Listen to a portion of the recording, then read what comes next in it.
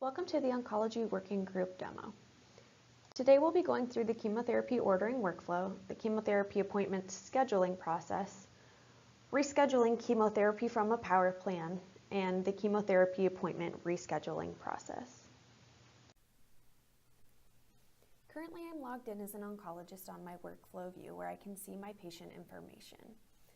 Down here in our vitals section, I can access our chemotherapy dosing weight power form, which will allow me to enter in the dosing weight, height, and length, and it will calculate the BSA that will be utilized when dosing my patient.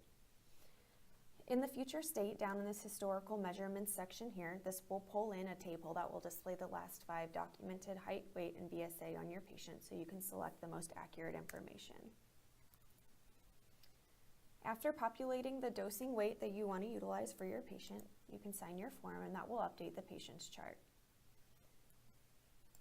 In order to start ordering my chemotherapy, I'll come over to our Add Order window and I can search for my protocol that I want to order on my patient.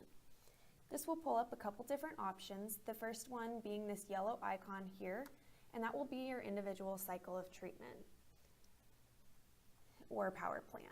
Your other option is an oncology regimen, which is displayed with this calendar and notebook icon here. This will be a grouping of power plans or the grouping of cycles to include the entire protocol of treatment, which is how we recommend ordering chemotherapy. If I select the regimen, it will bring me to my Add Regimen window. From here, I can enter in the date and time the date that I would like to start my protocol. I can do that by entering it in days, weeks, and months, or I can put in an actual estimated start date if I know specifically when I want my patient to begin. That estimated start date and time will drive all future dates of each cycle. As you can see here, based on the length of each cycle, it will estimate all of the future dates. At this point, if I were just to hit sign, this would place all of these cycles of treatment in a planned status, meaning they're not signed and no action can be taken on those orders. They also cannot be seen in any of the downstream systems such as scheduling and pharmacy. We'll go ahead and start cycle 1, and by selecting the start button, this will bring me to my add plan window. The first section is the cycle number. This will default in based on what's been previously ordered on the patient. You do have the ability to update this or change it if it's inaccurate, but it should default in again depending on what's been previously ordered in the system. Here we'll populate your estimated start date and time based on what you put in your Add Regimen window. You can again change that estimated start date and time if you want to push those dates out. The next box displays our different phases of treatment in which the patient will receive. So our plans are broken up by chemotherapy, labs, and scheduling. There's also a prescription phase if there are any of those outpatient prescriptions that will need to be given to your patient. The action over here just displays what action those orders will go in. So for chemotherapy and next cycle labs, those will be ordered for a future visit. With the future visit, that will place all of these orders in a future status, which you'll see later in the demo, meaning they can be accessed no matter what encounter or visit the patient's on. Our scheduling will go to an order now status, and you'll see this later in the demo as well, as those scheduling orders will fire to a request list for scheduling right upon ordering this plan. The next section down is our additional review settings. For certain positions, this can be a required field. It will be optional for an adult oncologist. If it's required or you want to send this for review, you can select this box here, and it will force you to enter in a different provider that you want to route this plan for review for second signature. If this option is required or selected upon optional, this will stop the user or stop any users from taking action on those chemotherapy orders until they've been signed off by the second provider, and it will route to their message center for signature. Once I select OK, this will bring me into our actual power plan view here. Since our power plans or our individual cycles of treatment cross encounters and visits no matter where the patient's at, we do break these up by different phases. The structure of our plan includes a chemotherapy, next cycle lab, and scheduling phase.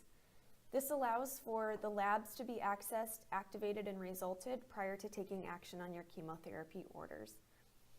This is all workflow driven on how these are displayed. So within our chemotherapy phase, you'll see here we have a couple different sections that are listed out. The first section displays a couple of orders. We have our proceed with treatment based on blood work from. This allows a provider to place in specific date and times if they don't match our pre-chemo indicators on when you should review your blood work. The okay to proceed with treatment order allows you to also note in there if there are any parameters that you want to set, saying if the patient doesn't meet these, let's go ahead and proceed with chemotherapy anyways. Our next section is our pre-chemo metrics. Now this power plan is in the process of being built, and so what this will display are functionality that we call indicators. These indicators can pull in lab parameters, and it will actually pull in the lab results for the nurse to review. So you'll see here we are going to place the absolute neutrophil count. We can place the exact parameters in which the patient needs to meet in order to proceed with chemotherapy. And then to the nurse over here in our treatment calendar on the right, that will display a green check mark or a red X, depending on if the patient does meet the set parameters or does not. It also allows you to place a specific amount of time in which the system should look back for those results. So that would stop the system from looking back a month or two and pulling in results that may not be accurate. Our next section down is our pre-medication section. So here we have a note that the patient will take the own supply of pre-medications at home and that the nurse or the pharmacist can confirm before moving forward with treatment. We do have the pre-medications built in here as orders as well in case the patient did not take those pre-medications at home. We do have the ability for the nurse to access those orders and give them to your patient. Before moving into the treatment regimen, I do want to point out this calendar view over here on the right in which you can see it's displaying for day 1. If this was a treatment that did have multiple, protocol that had multiple days of treatment in the cycle, you would see each individual day in its column similar to day 1 over here on the right. From there, anything that's going to be placed, any of these individual orders that will be placed on that day will display as planned, or it will display as empty if it's not included on that day. Moving down into our treatment regimen section, our first order is our 0 time order.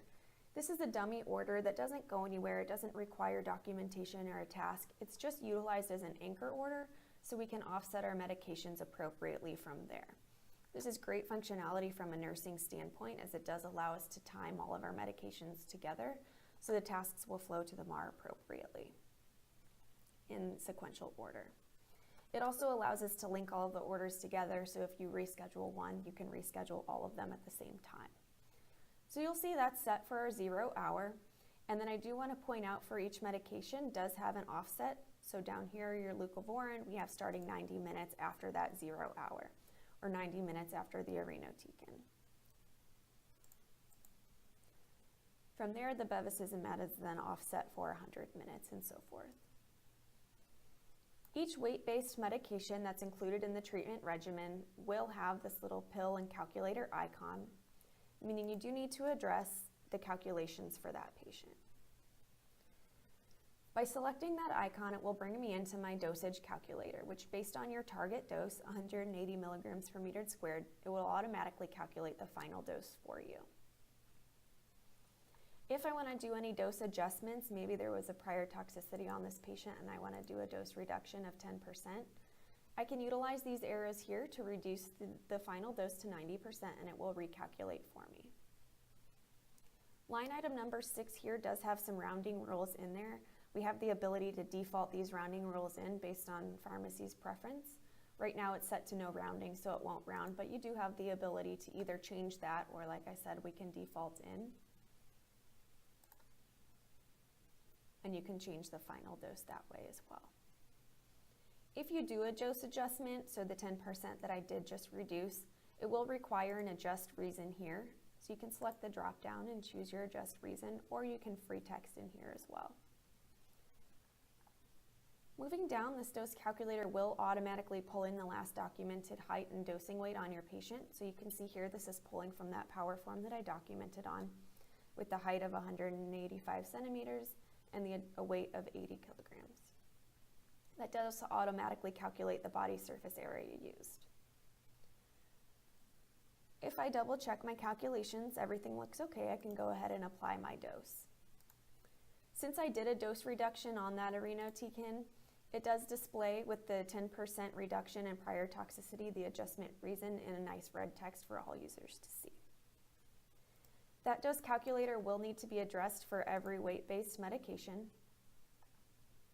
So I can access it. If no changes need to be made, I can review and apply my dose.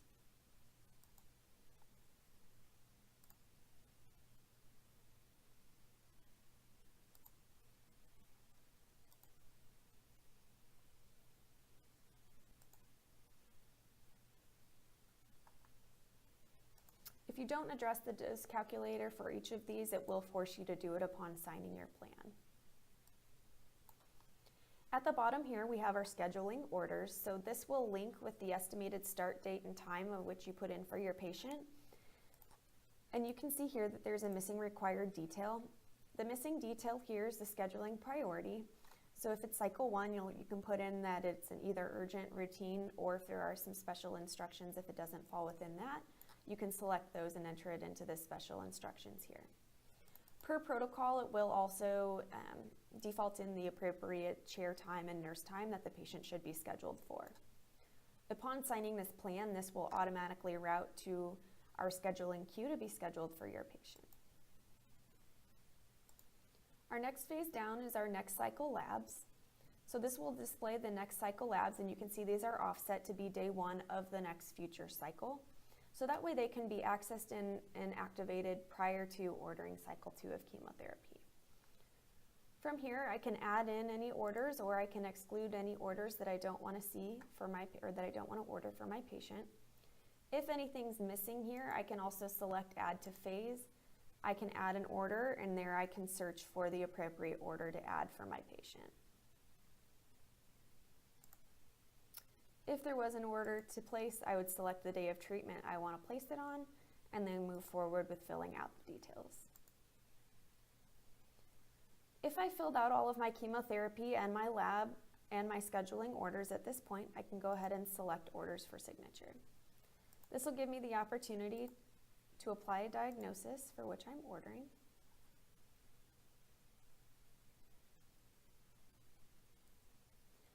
And it'll bring me to this screen, which will give me one last chance for a high-level view of everything that I'm ordering. I can review all of the details of my orders, make any changes. This will also tell me if I've missed any of those required details for ordering. If everything looks good, I can select sign. The orders will process. I can refresh my screen, and then you'll see here shortly that the orders will flip from a pending status to a future status. Since the orders will be in a future status, that means they're ordered ahead of time, but they do have your signature, and at this point, scheduling can see the orders, lab can see the orders, and pharmacy can see the orders as well to begin prepping for the day.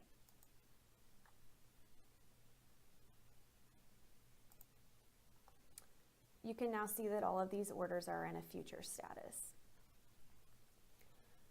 So at this point, I can hop over to my scheduling system here as a scheduler.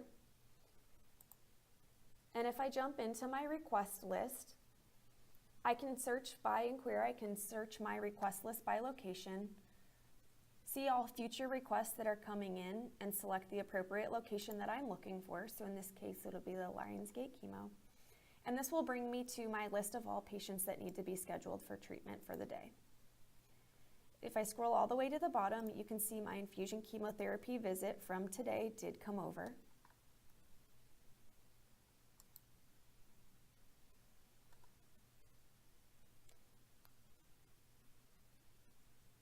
From here, I can right-click on here and complete request. At this time, it will pull in all of the details from my order. You can see the treatment that's been ordered. The interpreter required, you can fill out any missing required details here and select OK, and it will bring me to my schedule view. So if I want to push this out a week, or if I don't have any appointments available on the day of treatment, I can select the appropriate day, and I can either have the system suggest a schedule for me, or I can pull over my appointment into the appropriate time that I want to schedule my patient for. When doing that, it'll spring up the resource that I'm scheduling for, so I'm reserving chair 1, the time that I'm scheduling for, 8:30 in the morning, and the duration of the appointment. Again, this will all default in based on those orders. From there, I can go ahead and confirm my appointment. It will ask me to select the appropriate encounter, which would be our recurring encounter.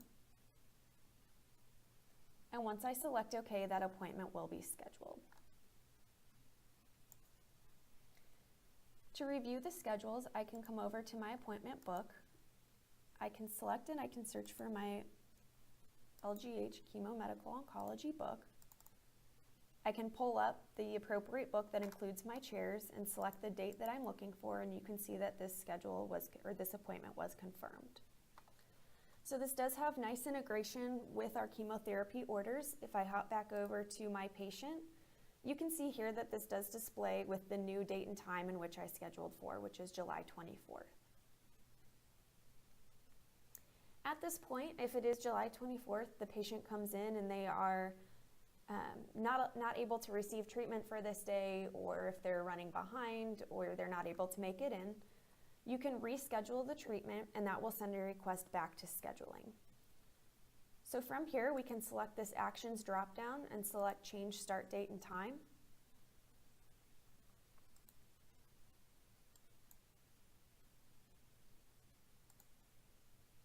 I can select the new Reschedule Appointment Day, so we'll push it out 2 days.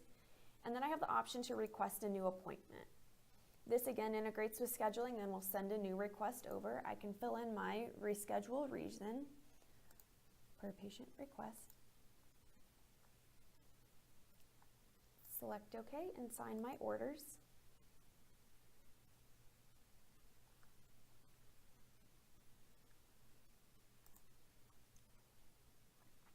And now the new start date and time is July 20. Once a provider has placed the reschedule request within the power plan, that patient will come over to my request list queue for appointment reviews with the action of review. From here, I can right-click on my patient and take a reschedule action. It'll bring me to this screen. I can go ahead and select the date in which I want to reschedule my patient for, which would be included in the scheduling appointment. I can pull this in and select the appropriate resource, date and time, and confirm the appointment. It will ask me for a reschedule reason. And you can see that appointment has now moved to the appropriate date and time and is confirmed. If I move back over into my power plan tool, you can see the rescheduled date and time did update again, or the estimated start date and time did update with the appropriate date and time.